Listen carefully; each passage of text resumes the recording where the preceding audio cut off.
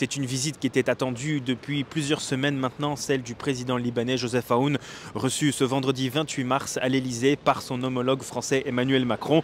Il s'agit du premier déplacement du président libanais en France depuis son élection en janvier dernier. Cette visite intervient un peu plus de 2 mois après celle effectuée par le président Macron au Liban, qui a elle-même eu lieu quelques jours après l'élection de Joseph Aoun à la présidence de la République et la nomination de Nawaf Salam comme Premier ministre. Cette visite du président libanais à Paris a par ailleurs été précédée cette semaine de celle à Beyrouth de l'envoyé du président Macron pour le Liban, M. Jean-Yves Le Drian. Selon un communiqué diffusé par l'Elysée jeudi soir, messieurs Macron et Aoun doivent échanger sur, je cite, le nécessaire plein respect du cessez-le-feu, y compris s'agissant du retrait complet des forces israéliennes.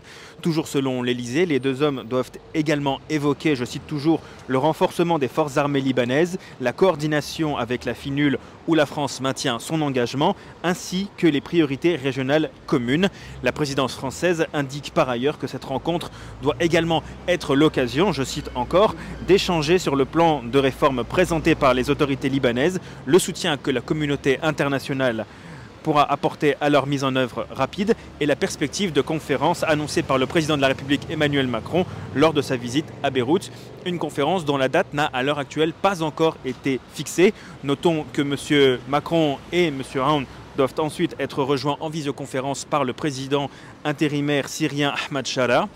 Comme l'a expliqué l'Elysée à des journalistes, les 3 hommes doivent évoquer ensemble, je cite, la sécurité sur la frontière syro-libanaise où des tensions ont donné lieu à des affrontements.